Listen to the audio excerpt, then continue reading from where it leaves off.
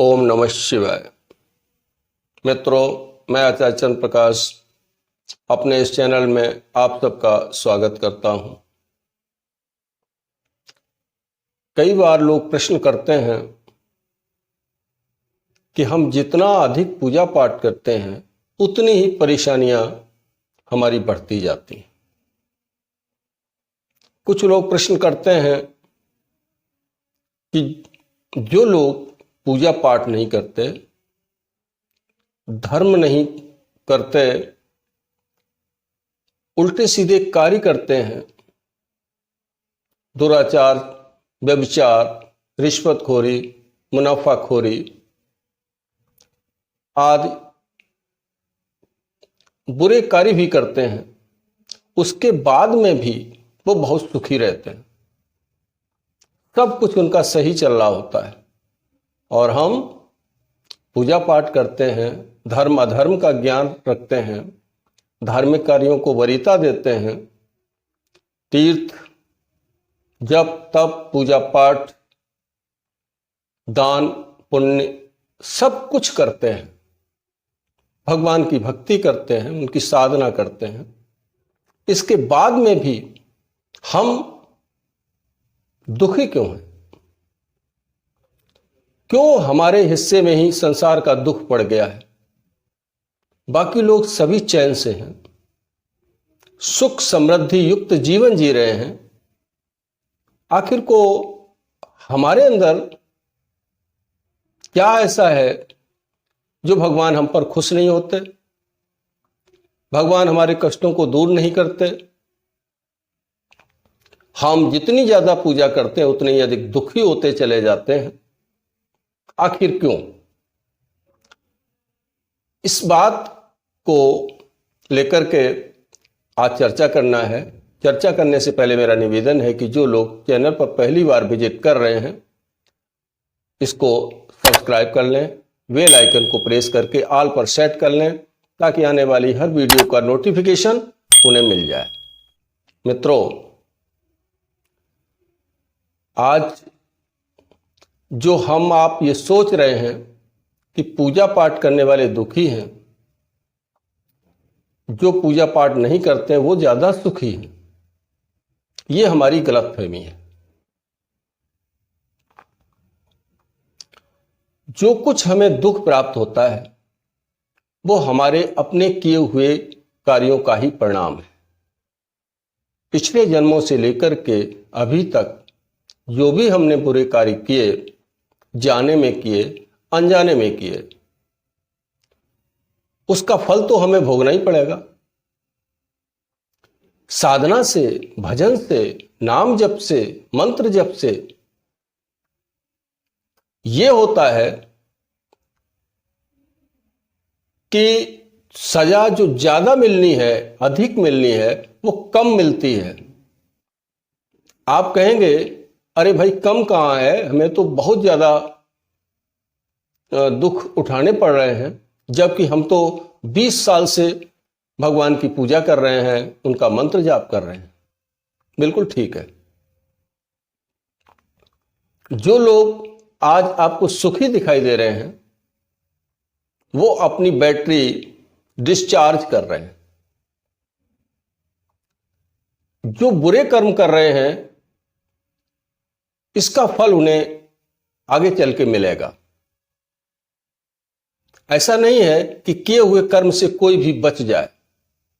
अवश्य भोक्तव्यम कृत कर्म शुभाशुभम, अवश्य भोगना पड़ता है, चाहे अच्छे करो चाहे बुरे करो। हम लोग पूजा पाठ करते हैं, सदाचार पे रहते हैं, दुराचार नहीं करते, मंत्र जाप करते हैं। तो आप एक बात ध्यान रखिए कि जब हम मंत्र जाप करते हैं तो जो ऊर्जा पैदा होती है मंत्र के जाप से, वो ऊर्जा हमारे पिछले जन्मों के कुसंस्कार को दूर करने में लगती है, पिछले जन्मों के पापों को नष्ट करने में खर्च होती रहती है। ये हमारे प्रारब्ध के ऊपर निर्भर करता है, हमारे पिछले कर्मों के ऊपर निर्भर करता है कि हमने कितने कर्म खराब किए, कितने बुरे कर्म किए। एक सिद्धांत है, जो आज सुखी दिखाई दे रहा है वो अपने पिछले किए गए शुभ कर्मों की वजह से सुखी दिखाई दे रहा है, और जो दुखी दिखाई दे रहा है वो भी अपने पिछले जन्मों के या इस जन्म के बुरे कर्मों का परिणाम भोग रहा है। भगवान किसी के साथ अन्याय नहीं करते, वो तो दयालु है। जब हम उनका मंत्र जाप करते हैं तो वो चाहते हैं कि मेरा बच्चा मेरी तरफ आगे आ रहा है, तो वो भी आगे बढ़ते हैं, लेकिन बीच में कर्मों का अवरोध पैदा हो जाता है। भगवान कहते हैं कैसे मिलूं इससे, इसके तो इतने कर्म बाधक हैं। तो वो सबसे पहले हमारे उन पिछले कर्मों को काटना शुरू करते हैं। मंत्र जाप पिछले कर्मों को नष्ट करना शुरू करता है, और जिस समय हमारा मंत्र जाप जो हमने किया है उससे हमारे पिछले कर्म का सिलसिला, बुरे कर्मों का सिलसिला समाप्त हो जाएगा, हमारा अंतःकरण स्वच्छ हो जाएगा। अंतःकरण के स्वच्छ होते ही यदि हम एक मंत्र भी जपते हैं, वो भी अपना प्रभाव दिखाएगा। ऐसे कई उदाहरण हमारे शास्त्रों में हैं कि 12-12 साल तक तपस्या करने के बाद में भी मंत्र का प्रभाव दृष्टिगोचर नहीं हुआ, कोई अनुभव नहीं हुआ। तो ये सब होना आवश्यक भी है।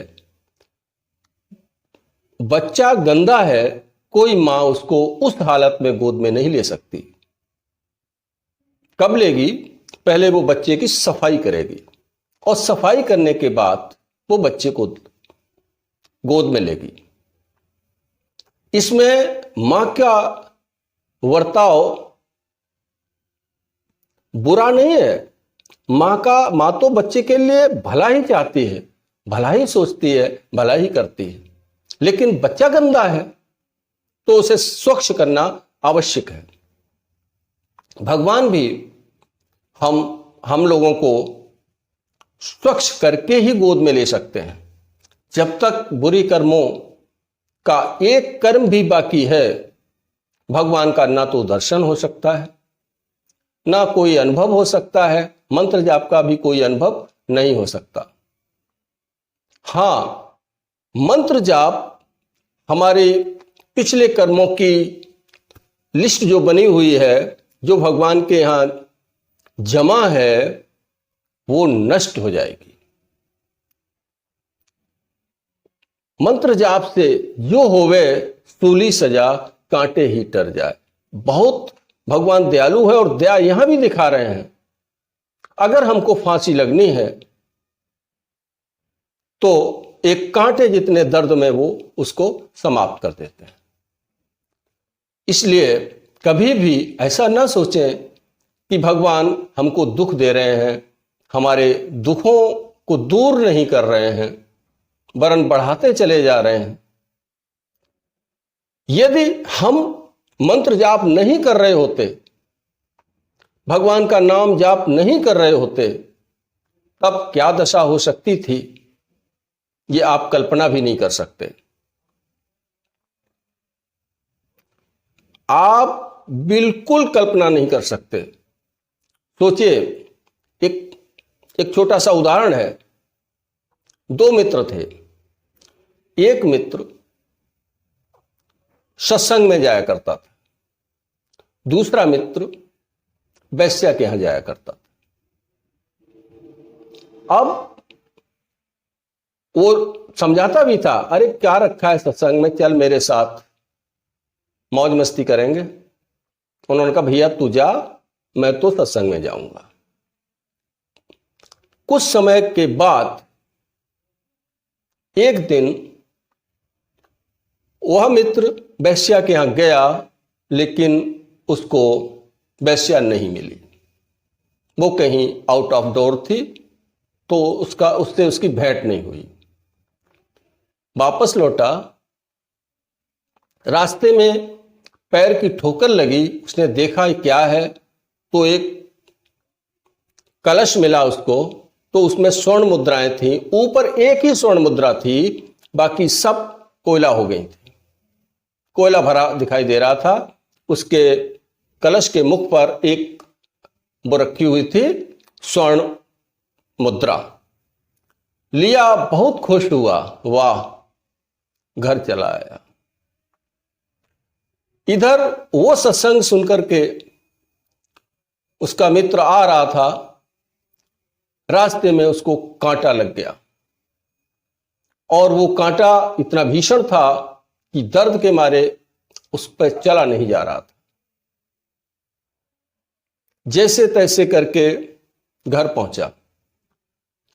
दोनों मित्र इकट्ठे हुए, बोले भाई आज कैसे करहा रहा है? वो दर्द से करहा रहा था, कांटा तो निकाल दिया था। बोले भैया मैं सत्संग में गया था और इस तरीके से मेरे कांटा लग गया। उसने कहा मैंने तुझे रोका था, क्या करेगा जाके वहां? देख लिया तूने, अपने अच्छे कर्म का परिणाम देख लिया। अरे कहीं भगवान नहीं है, कहीं कुछ मंत्र नहीं करते हैं, ये सब ढोंग है, आडंबर है। कल से मेरे साथ चला करना, देख मुझे एक स्वर्ण मुद्रा मिली। अब तो उसका माथा ठनका। उसने कहा जरूर, लेकिन तू पहले मेरा एक बात मान ले, फिर मैं तेरी मान लूंगा। कल सत्संग में चलेंगे और हम दोनों चलेंगे, गुरुजी से पूछेंगे। वो दोनों ही गए, पूछा गुरुजी से। गुरुजी ने कहा देखो तुम जो सत्संग सुन के गए थे, तुम्हारे पैर में कांटा लगा, तुमको सूली की सजा होनी थी, वो कांटे के दर्द में ही निपट गई। और ये जो हैं वैश्या के यहां गए, पहले जाते थे, रोज जाते थे, आज भी गए, लेकिन वो वैश्या आउटडोर थी, घर पे नहीं मिली। तो बगैर दुष्कर्म किए हुए ये वापस आ गया। इसको बनना था सम्राट। इसने सब अपने कोयले कर दिए, स्वर्ण मुद्राओं को कोयले में बदल लिया। आज नहीं गया था, इसलिए वो स्वर्ण मुद्रा बच गई। अब इसका निपटारा इतने में हो गया। तू खुद सोच कि सत्संग में फायदा है या बुरे कर्मों में फायदा है। तो मित्रों, कभी भी उदास मत होना, कभी भी निराश मत होना, कभी भी हताश मत होना कि मेरा मंत्र जब असफल हो रहा है, मुझे अनुभव नहीं हो रहा, भगवान की कृपा प्राप्त नहीं हो रही है। ऐसा बिल्कुल मत सोचना। लगे रहिए, लगे रहिए, वो परमात्मा दयालु है। एक कांटा भी चुभता है, परमात्मा को दर्द होता है कि मेरे बच्चे के कांटा लग गया। लेकिन क्या करें, कानून बना हुआ है, एक कर्मों का कानून है, उसको तो पालन करना ही पड़ेगा। तो इसलिए जो लोग ज्यादा दुखी दिखाई दे रहे हैं और भगवान के नाम का जाप कर रहे हैं, मंत्र का जाप कर रहे हैं, प्रसन्न हो कि मेरे पिछले कर्म काटे जा रहे हैं। और जिस समय हमारे कर्म कट जाएंगे, आप देखना आनंद ही आनंद प्राप्त होगा आपको, आनंद ही आनंद। आप सुखी होंगे। और वो व्यक्ति जो दुराचार कर रहे हैं, रिश्वतखोरी कर रहे हैं, मुनाफाखोरी कर रहे हैं, व्यभिचार कर रहे हैं, इस तरह के व्यक्ति आगे चल के बर्बाद होंगे, निश्चित रूप से बर्बाद होंगे। क्योंकि इनके कर्म का फल अभी या बाद में, इस जन्म में अथवा अगले जन्म में उन्हें मिलना ही मिलना है। कर्मों से कोई नहीं बचा है। एक छोटी सी गलती भगवान श्री राम के द्वारा हुई, बाली को छुप करके मारा था, उसका भी परिणाम भुगतने के लिए कृष्ण के रूप में जब जन्म लिया, उस समय वो कर्म भुगतना पड़ा और उसी बाली ने आकर के बदला लिया अपना। तो कोई नहीं बचता, ये निश्चित मानिए। इसलिए साधना में लगे रहिए, साधना करते रहिए, कतई हताश मत हो जाइए। भगवान आपकी सुनते हैं, सबकी सुनते हैं, आपकी भी सुनेंगे। लेकिन कर्मों की ये जो गठरी है, बुरे कर्मों की गठरी है, जब तक ये नहीं जल जाएगी तब तक आपको आशा नहीं छोड़नी है। जब ही नाम हृदय धर्यो भयो पाप को नाश, जैसे चिनगी अग्नि की पड़े पुरानी घास। सूखे घास के ढेर में एक आग की चिंगारी डाल दो, बड़े से बड़ा ढेर जल के राख हो जाएगा। तो आपका मंत्र जाप असफल नहीं बल्कि सफल हो रहा है। पिछले कर्मों का भुगतान करके आपको इसी जन्म में परमात्मा चाहते हैं अपने से मिलाना, अपनी कृपा प्रदान करना, अपनी दया प्रदान करना, अपनी भक्ति प्रदान करना। आशा करता हूं बात समझ में आ गई होगी। तो जिन लोगों की ये शिकायत है, मैंने उन्हीं लोगों को दृष्टिगत रखते हुए ये वीडियो बनाया है। वीडियो में दी गई जानकारी अच्छी लगी हो तो इसे लाइक कर दें। वीडियो देखने के लिए हम आपका धन्यवाद करते हैं और अब आपसे विदा लेते हैं। मिलेंगे अगले वीडियो में नई जानकारी के साथ। ओम नमः शिवाय।